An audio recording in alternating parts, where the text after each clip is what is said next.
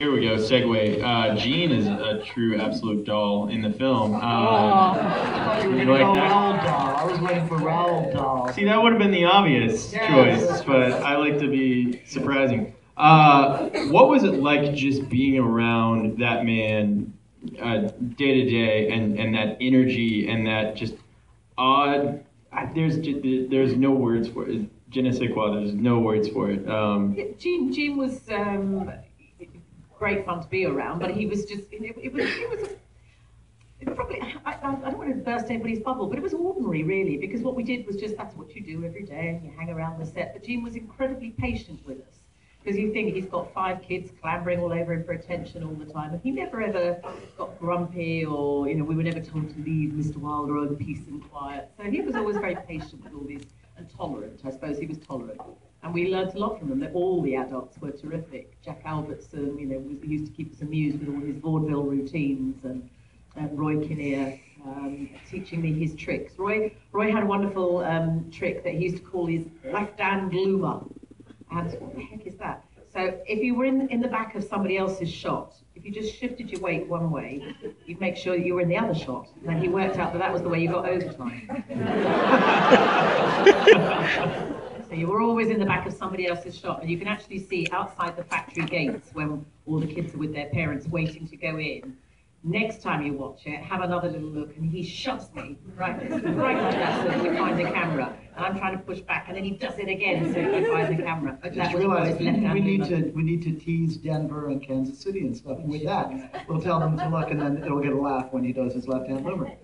The thing is, when you're in a theater company or in a movie or whatever, you're already sort of a little family to begin with.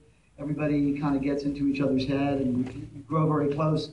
And then also traveling, as I said, we were all in Germany, and we were among the only people that spoke English, and that drew everybody closer together. So, yeah, I mean, in terms of Gene, he was lovely and quiet and gentle and intelligent and bright and talented. But there were a few moments in the film. Where it was a surprise. For instance, they didn't warn us that he was going to do the tunnel scene the way he did the tunnel scene. Oh my God! Right? So they just said, okay, here, and it's a lovely sort of Disney-esque ride in the first part, and then, no, it's probably me. You think it's Mike? It's how I'm using it. Are you coming in clear? Am I coming in clear? So that then they shifted things up a little bit. They needed to set it up for the projections behind us, and they lifted it up on risers a little bit, and they were rocking it. But at no point did they say, "Oh, and by the way, Gene is going to start acting like a psychopath." By the way, because obviously they wanted to see how we reacted when this generally, really cool, sweet guy went around the bend. It's not only probably one of the greatest scenes it's definitely one of the greatest scenes in the movie. It's probably one of the greatest scenes in cinema history, and also one that still makes me poop my pants today. It's haunting. Were any of the kids truly freaked out by it? No, so just me. Okay. Just me. I'm just a big scaredy guy. I refuse. It's such a Just yell. Vindicated. Hi. You want to share? Yeah, it's such a great scene, and really exposes the true underlying darkness of the film, which it's such a lighthearted movie, but it's genuinely a dark film as well. I think part of that's to do with they say that the clown who has to walk the tightrope, if he's going to go up there and clown around, first he has to really know how to walk that tightrope. So I mean, he does this sort of light stuff and things that he does, but at the heart of it, he's a really, really good actor, and so that's what sells it. Yeah, absolutely. Okay, let's open it up to questions, because you guys are all here, and I'm sure you have great questions. There's no one there. If you can't tell, I can't see you. Oh, there we go. Yes, hello. What is your favorite part of the movie? One of my favorite parts to watch is I love the little sequences where the world is going crazy looking for Wonka bars, and I love the bit where the woman's husband is kidnapped. How long have I got to think it over? makes me laugh. The bit that I enjoyed doing, I did enjoy doing my song. I did enjoy smashing things up and ribbons going everywhere and kicking things.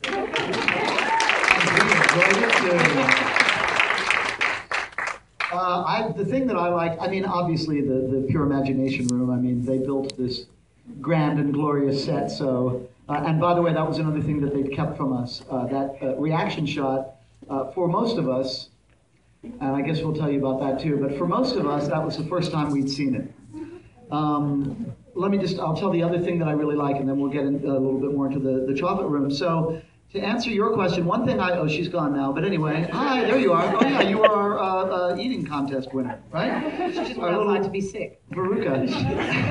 So yeah, you know what I really liked was the exploding gum, because I was a rambunctious 11-year-old, and anything that seemed anything like a stunt was good for me. So the way they did that, I had to pretend to eat the thing, and I'm chewing it, and then they tied a string to the back of my belt, and they set up these copper pots and pans on a screen behind me, and at the right moment, they yanked on the thing and pulled me into all of these actual copper pots and pans, blang, blang, blang, blang, around me.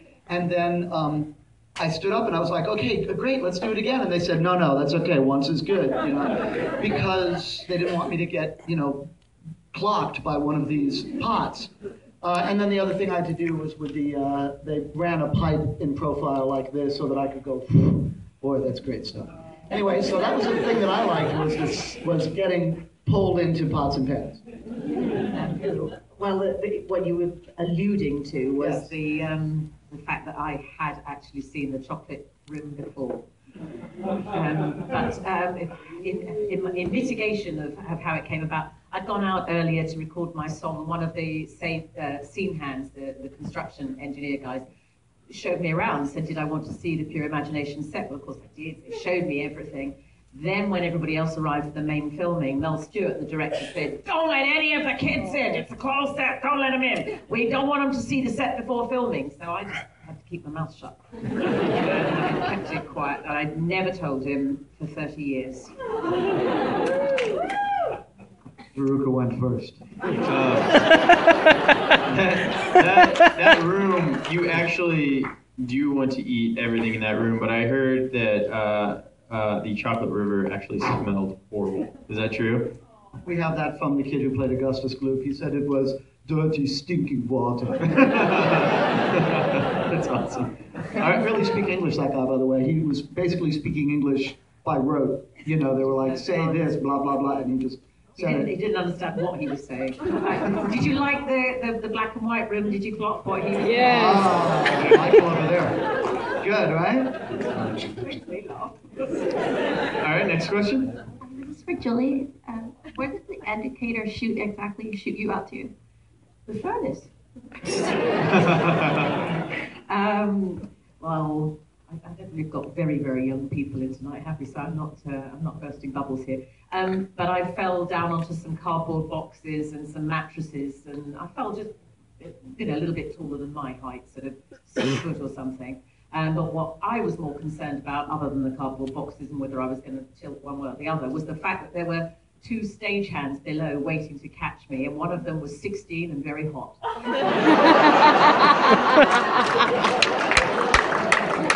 So I was deeply concerned about whether my dress was going to fly up around my ears and he was going to catch the sight of my underwear. So that was what was going through my mind.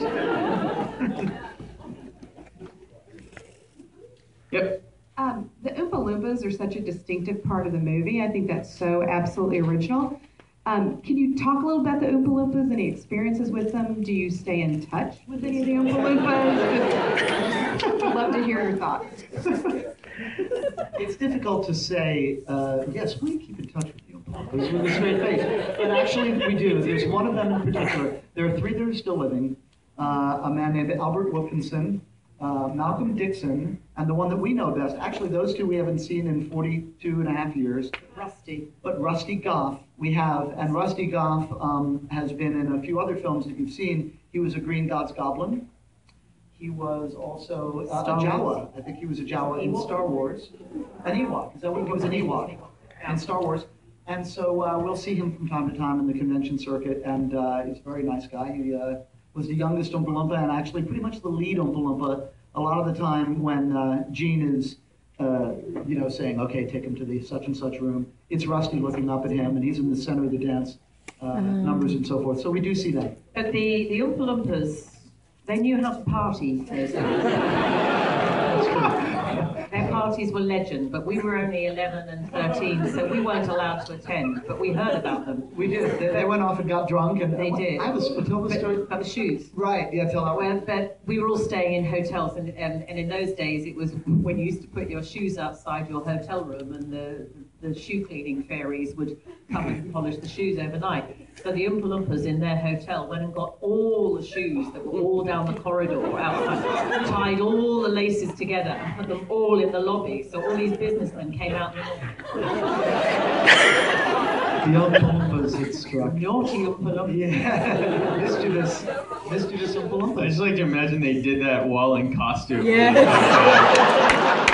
Also, thank you for creating the mental image of like opening one of the secret doors in Wonka's factory and a bunch of drunk Oompa Loompas. Buried in shoes. Just chocolate all over their face. Oh my God, that's amazing. Yes, ma'am. Top that. Okay, so there's a lot of Shakespeare references, Yep. and I didn't know if that was part of the script or if that was just some extra ad-libbing. It actually all is in the script, and I had wondered over the years whether it had been added in. Some of it is so beautifully underplayed, especially with Roy doing his sort of little mutterings. And I thought, did he make that up? Was it improvisation? Or, but no, it actually is in the script, and I know that because I still have my script. There are a few things that were improvised, but not so much improvised, but written on set, like it's an educated educator. That was Jack Albertson came up with that one, and the one in front of no touching, no tasting, no telling what you see. No telling what you see. It didn't really, it never lands, nobody ever laughs, but it's what they were going for. No telling what you see was another one, that was Jack also. So there were a few little things like that, but the actual quotes, the poetry, was all in there. So that was Roald Dahl's original script. And also on the subject, two other things on the subject of the script. One is, they didn't really, the movie was sort of ending with a thud, and it didn't have the final line that it has now. And the guy who sort of script doctored Roald Dahl's script had already gone back to America, and Mel, the director, was like, it's not really ending well. Can you give us a better line for the end? And the guy, he was young, he was like, okay, hang on. And he went away from the phone, and he came back, he said, okay, I've got it. And that's when he came up with the line about he lived happily ever after, the setup, and then he lived happily ever after. And Mel was like, great, that's it. Hung up the phone in Germany, and they went and they shot it, and that's how they got the final line for the movie. And that young man was David Seltzer, who wrote this script for The Omen. Wow. Eventually, yeah, right. And the other thing is about scripts, and like in the script that she has, I have a script as well. There are other scenes in there that you won't have seen because they never shot them. And one in particular they actually did shoot. It's kind of interesting, I think. And it's one of the vignettes, sort of like when she was saying, all I want is get Harold back. Right.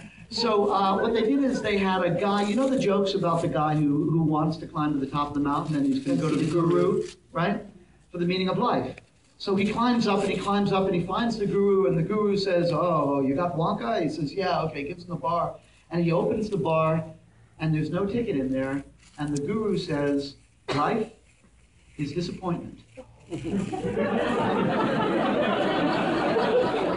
But the audiences, the test audiences who saw it, didn't like it. Like when they filled out the little questionnaires later, they didn't like it. So they cut it.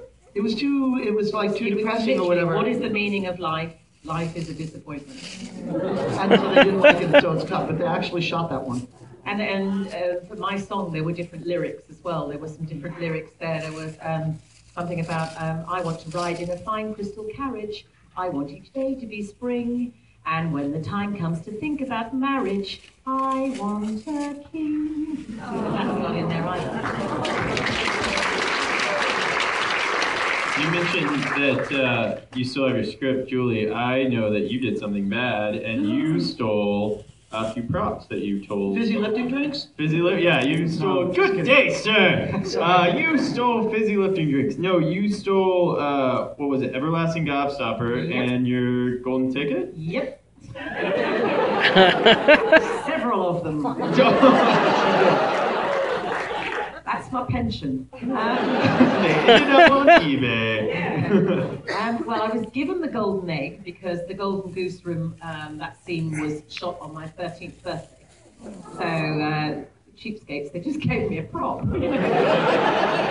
Now you get a car, you get a Rolex, you get a styrofoam egg. So they gave me the golden egg, and then I don't know how it happened. I just ended up with an everlasting gobstopper still in my hand.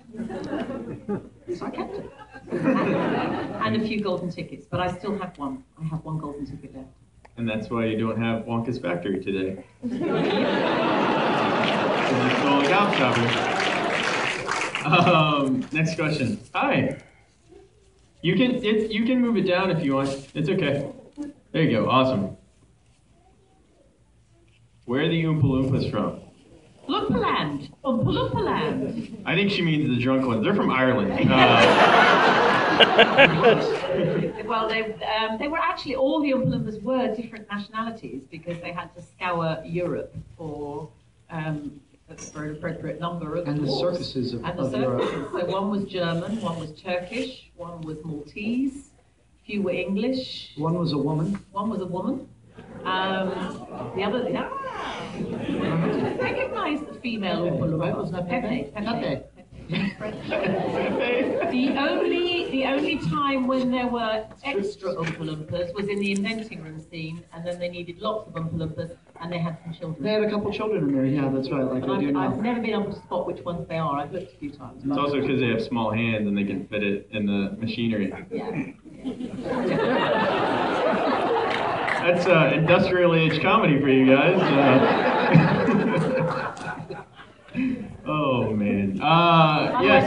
Can I just mention, I love the fact that your Oompa Loompas run up and down here, you know, your servers, because I think that's what happened to the Oompa Loompas. They've graduated to become Alamo servers. Yeah, exactly. That's awesome. Yes. Oh, hold on. I'm coming up With there. Violet, did you Violet. say? Was that with Violet? Yep, we're seeing her tomorrow. We are in Denver. We're going to see her in Denver. Woo, Denver! We're seeing her, and so I'm going to expand on your question a little bit and tell you that Violet is in Denver, Colorado. She was working at SpaceX for a while. She's a like an accountant, bookkeeper type. And Peter, who played Charlie, is a large animal veterinarian, and he's in upstate New York, where it gets very cold up by Buffalo, New York. And he has a veterinary practice there. And he looks just like Grandpa Joe these days. Which is... He looks sort of like his Ned Flanders. He's got this mustache that's like this. If you look online, you can Google it, you'll see what Peter looks like now. And then Michael Bullner still lives in Munich, and he is also an accountant. For some reason, the Wonka kids became accountants. I don't know. I can't explain that, but it's true. Next. What was your favorite candy that you got to eat in the movie? Ooh, good question. It wasn't the chocolate. I heard you don't like chocolate. No. Whoa. I know. I've had therapy, so I'm a little most of it I can now eat. But that chocolate stuff in the watermelon, that was disgusting. That was horrible. I didn't like any of that chocolatey, sludgy, nasty. I still don't like chocolate muffins and Oreos and things like that. So you slashed your knee in protest? Yeah, I did. I was do anything, let me injure myself so they don't make me eat this awful thing. But my candy of choice would be Jelly Belly beans. Mm-hmm. And Reagan, two of them. So, you know what I liked? What? Was it? Well, I'll tell you. No, I liked the gum. It actually wasn't gum. It was sort of like a toffee thing. I've always liked toffee, and the gum that she ate, the magical gum, that's what I liked. It was very tasty, and I enjoyed it. All right. What was the foam that came out of their breath? Yes. You want me to say? Well, it's you, isn't it? The phone. Oh yeah, that's true. I was in it. You weren't. Okay, right. So the foam was if you're in an airport and the plane is going down and you don't want to slide and make friction on the tarmac, you spread this sort of fire extinguisher foam all across the thing, and then it slides to a safe landing. That's what it was. It was fire extinguisher foam, and you know, my TV liked a lot of what he went through. The only two things that he really didn't like was the boat. I'm sort of like that during a lot of the boat, and he's doing pretty much the same thing during the car. He's getting covered with the foam and going like that, and so my TV didn't dig it. I, on the other hand, did. I liked it a lot. I thought it was really fun. It was very cold, and some of the adults got rashes because they would do some takes, and then they would have to dry all our clothes, and then they would set us up again, and we'd do it again. So we did it about 3 or 4 times. And I do remember your mother, Dodo Denny, being pretty miserable that day. Yeah, they hated it. I liked it, but that's what it was. It was fire extinguisher foam. Yes. My wife and I, it's been a while since we've seen this on the big screen, and we couldn't help but notice that Peter's eyes seemed red.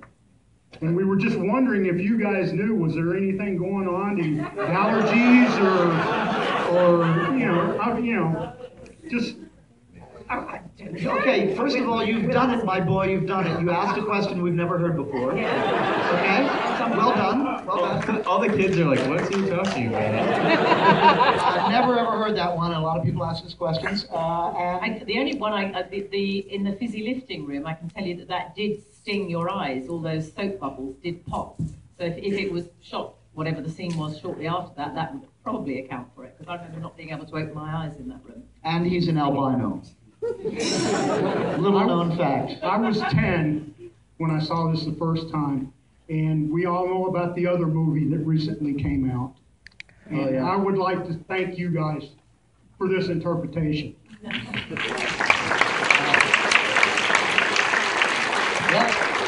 Thanks. We're going to talk about the other. Was there another film? No, I said no. Anyway. Should we talk about? I don't know. I never know how to. I never know how to deal with this. Sure. I don't know how to deal with this. The problem. I mean, there's a part of me that's like, woohoo, we were still in the good one, right? And then there's another part of me that's like, well, they did have a couple of cool. There were like 2 cool things in it. I liked the squirrels. Okay, when they actually went back to the book and they had the squirrels eat Veruca, that was a good choice, and I like that. In fact, we should get some squirrels right now.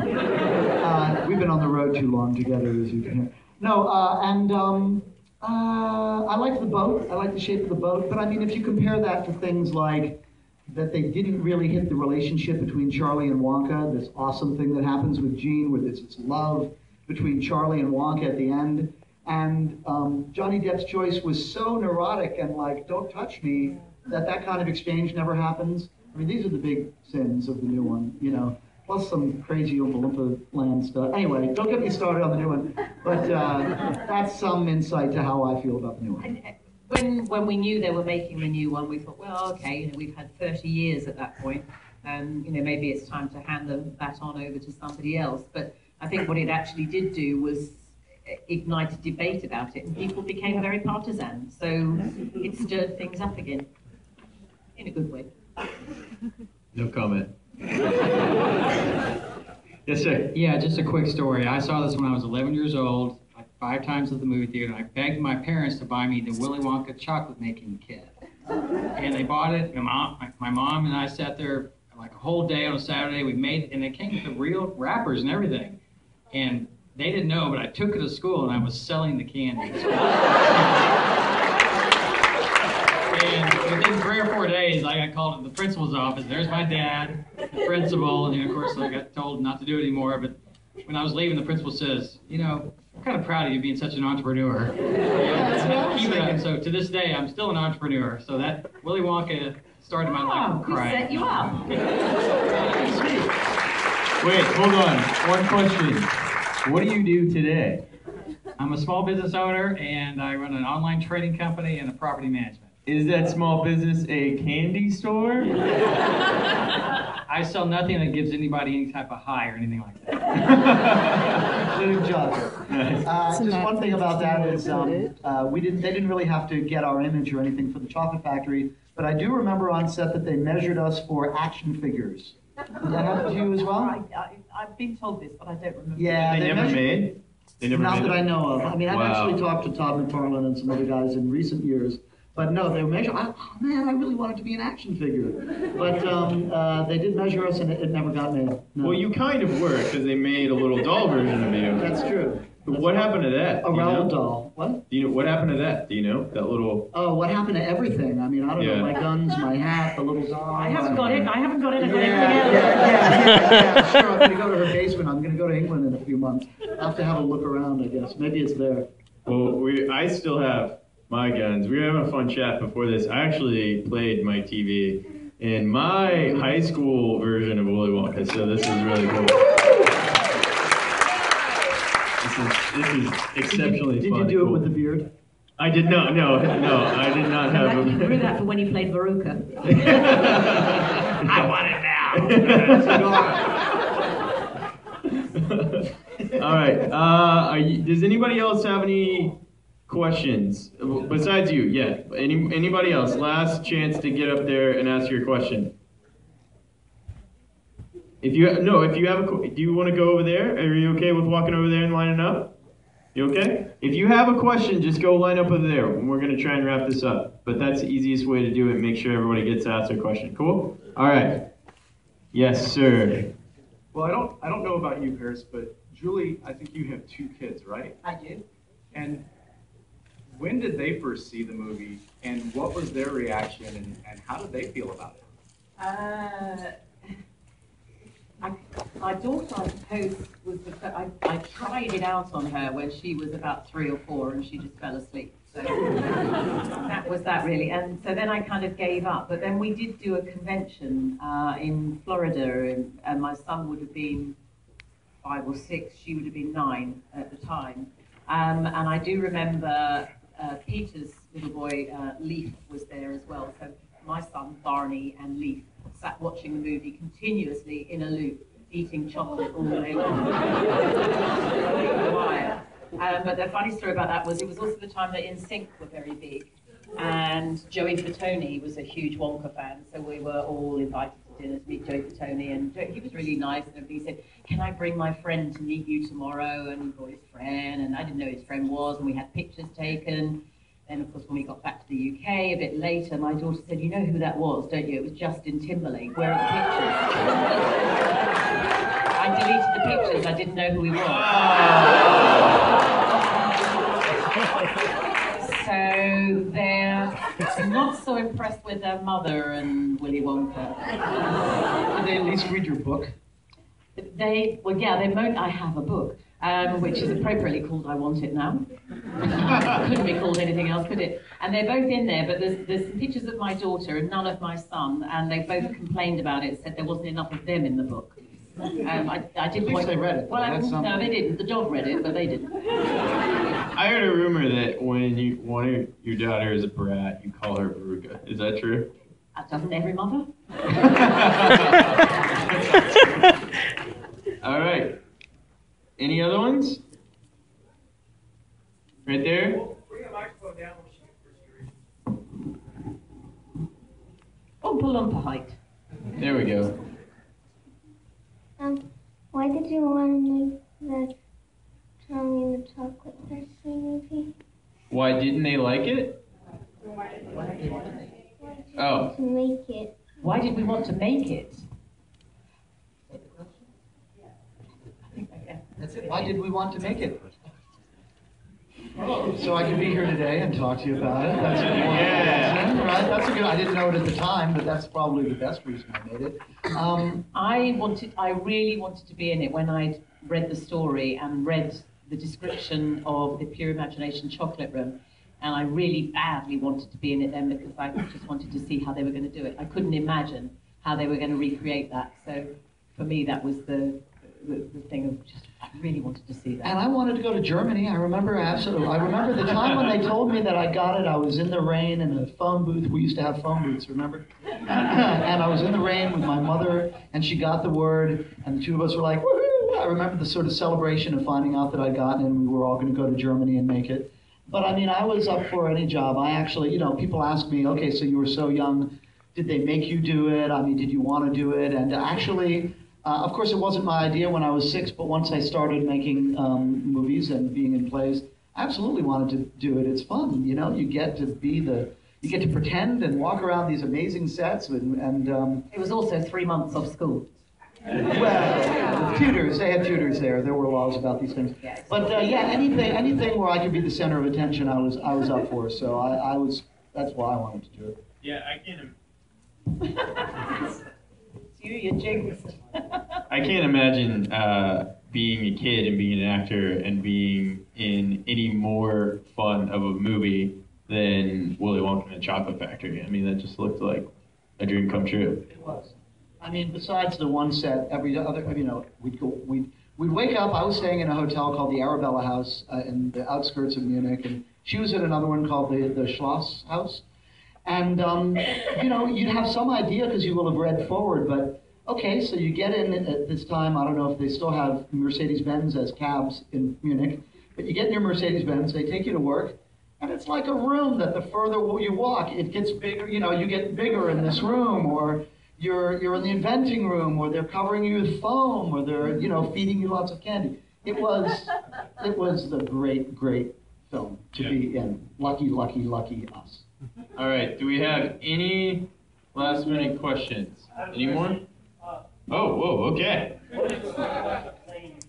What did Slugworth say in your ear? Sorry, not every answer is exciting. That's the true answer.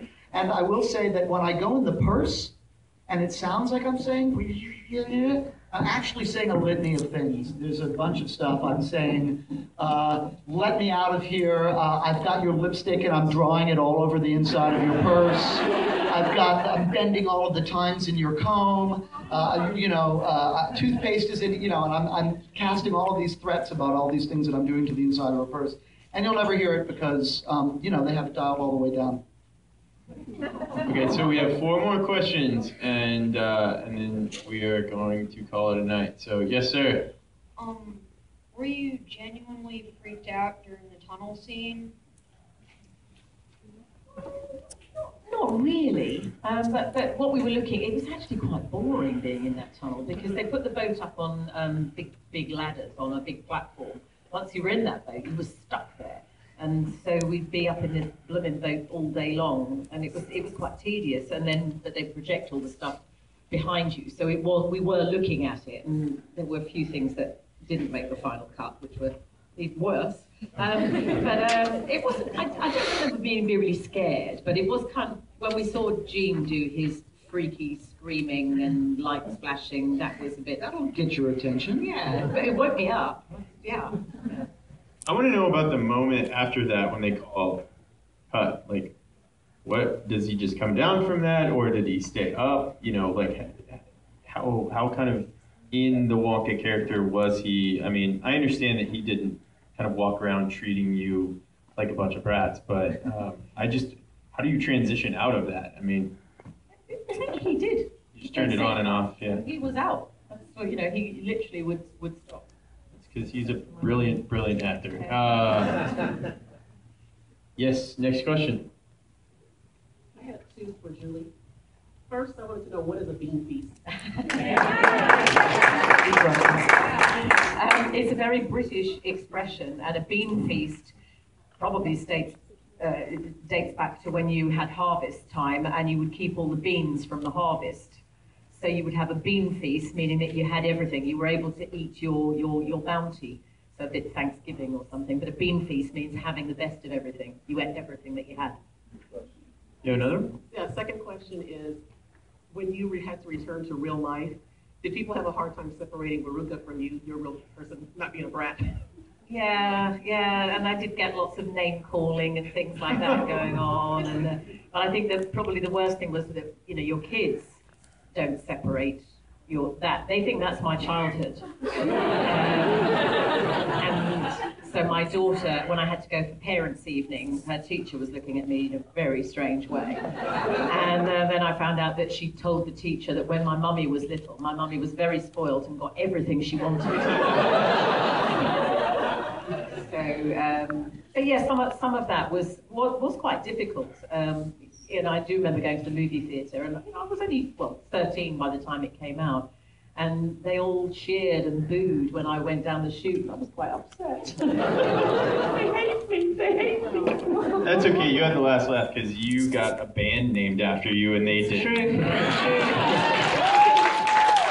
Pretty awesome band at that. I have a question that her question reminded me of. How was Fish Face today? Fish Face and Maggie. Right? Hi, Maggie. I don't know. I don't have a joke answer to that. I'm sure they're fine. But when I was thinking about this, it did remind me of another quick story, which is a Violet Beauregard story. After Denise went home to America and she'd shot the blueberry scene, it was the last thing she shot. Most of us, it's funny, the last thing that they had to shoot was our demise in the film. So she came back from doing that, and she was sitting in her class, and of course, as part of that scene, they had this makeup dye that they put in her face, right? So she's sitting in class, and all of a sudden, the kids around her started giggling and laughing at her, and she didn't know what was going on, and she looked in the mirror. The makeup had started resurfacing through her pores, and she was blue again. This is a second-hand hearsay, but that's the way Denise tells it, and I'm sure that it happened. So I guess, you know, now they have better makeups that won't do that to you, but at the time, you know, there she was, and suddenly she was Violet again in math class or whatever. That's kind of cool, right? Life imitating art, for sure. All right, yes? My boyfriend and I adore this movie, and I love the trivia behind it, and I heard that during the filming, that Mike Teevee was a naughty boy off the set also, and Gene Wilder said that you somehow made some sort of trouble. I don't know what you mean. Some way. I have no idea what you Gene made a remark. He did. Gene made a remark. He was interviewed about what was it like working with the kids, and he said, 4 of them are adorable, but one of them I'm going to shoot tomorrow.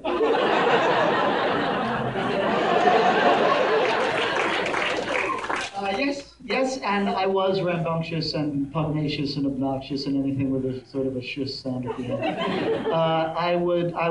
The story about me that is told about me that you've probably heard is the gum making machine had a hive of bees in it under a bell jar. And someone let the bees out of the thing there. And I do remember that I got stung right here by the bees. I don't remember letting the bees out, but everyone has chosen to decide that I'm the one who just released the bees and stopped all the... You see the way she's looking at me? She still doesn't believe me. So anyway, that's it. That's certainly the sort of thing I would have done in any case. And, you know, I was 11 and they were 13.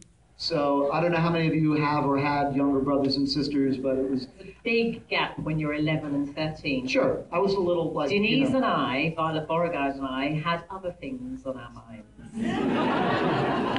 Charlie Bucket. All I'm gonna say. Just imagine you and the drunk Oompa Loompas out in the street, and you're like firing your guns in the air and setting cars on fire.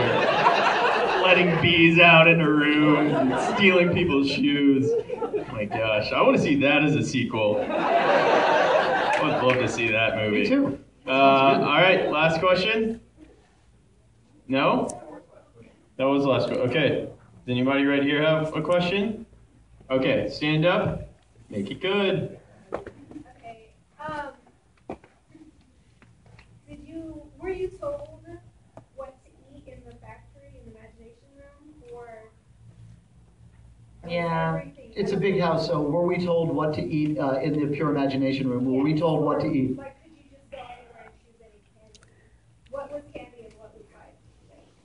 Everything that we were, but the props men would give you something, so you'd be told that you were going to go over here and eat this. You got the bubble gum, which we were very jealous of. Oh, really? Yeah, no, I wanted candy. Yeah, no. I remember you stuffing your pockets full of the bubble gum, and we shared it out later for trick or treat. And a lot of it was marzipan, which most of us didn't really want. But if you were lucky, if you smiled nicely at the props man, you got the gummy bear stuff. So yeah, there was a pattern. I mean, it's a film, so you know, when we actually had more latitude, not that long ago, about 6 months ago, we did an episode of Top Chef Just Desserts. Did anybody see that? Like 2 people? Okay, a couple people saw that? Cool. So yeah, you know, Top Chef, it's a reality TV show, and they had all of the chefs create a pure imagination room. And in that case, we had more latitude to just sort of go and see what we wanted to see. But on set, you know, it's controlled chaos. You know, they want to know where you're going to be because they have to set the shot and so forth. So they said, okay, Paris, you're going to run down this path. You're going to go over there. You're going to get to the, you know, here. And when you jump, actually, I remember when I had to jump for the bubble gum, I could have made the jump. They wanted me to be like, you know, and meanwhile, I could have just really gone for it and gotten them, but I had to sort of somewhat pretend to get them. And then they sent her over to the chocolate blancmange, as she calls it. And but meanwhile, she doesn't like chocolate, so that's not where she wanted to go. But they told us where to go. There's another answer, though, in terms of how much of it was real. Everything that everybody ate that you saw in close-up, everything that we ate was real. The one item that wasn't, that somebody ate, was when Mr. Wonka drinks from the daffodil cup. That wasn't edible, that was wax.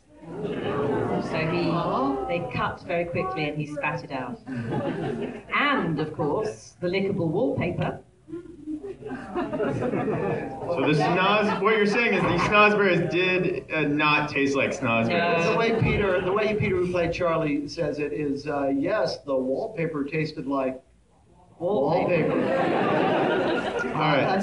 Sorry, I was just going to give one more example about the things that we eat. You know, the gummy bear that Denise eats, that Violet eats? The ear, she bites the ear off, the ear is gummy. But the rest was plastic. So, I mean, we're getting into this sort of bursting your bubble area. Yeah. You know? Yeah. Yeah. Last question will be for me. If you had to describe what you think a snozberry would taste like, give us that. Notice on that one. I don't know, but I rather like the fizzy lifting schnozberry drink. That was quite good. Yeah. Yeah, you have a few of those. You'll definitely feel like you're lifting up to the ceiling, that's for sure. Whoever heard of the snozberry? Yeah, snozberry. Whoever heard of a snozberry? See, I wouldn't know what one was like. I think it'd be a cross between a raspberry and a blackberry. Yeah, it's forever ruined for me because of Super Troopers. I think it probably just tastes like snot now. I've got one little story that I'd like to Okay, share. yeah, that would be a great way to close out. It's a really recent one. Sadly, with the news, it's all a bit different, but I just came back from Kenya and I was volunteering at an orphanage with some kids that I'm working with. And we showed the kids in the orphanage, 60 of them, we showed them Willy Wonka. Oh my gosh. So these kids in Kenya have never seen anything like that, certainly never seen the film before. And it was a question that I've never been asked, and I doubt that we'll ever be asked ever again. And one of the little girls said to me about the chocolate river, she said, "What happened to the fish?" And I thought that was so sweet. That's cool. Yes, I can, and now I'm What did you say? I didn't know how to answer. I said, I don't know, perhaps they're in there eating the chocolate and getting very fat. But, you know, for the Kenyan children, you know, a river has fish. Sure. It has a reason and a purpose, that's all. So, yeah, maybe there's chocolate fish in there somewhere. Yeah, that is really cool. Okay, guys, you should have all received the very cool Willy Wonka poster that has the signatures of our student guests. So that is for you to take home, as well as any candy that you have here. You know what? We have some more candy. There we go. There we go. Can you throw some out? Yeah, underhand. I would go underhand. I like to hit the girl with all the confetti because she's not taking enough use tonight. All right, guys, give these guys a huge round of applause. Thank you for having us. It was fun. And I have a feeling that if the stars align themselves right, we will be back here hopefully next year to do this again. We are going to try our hardest to make that happen for you guys. Thank you so much for coming. Once more, a big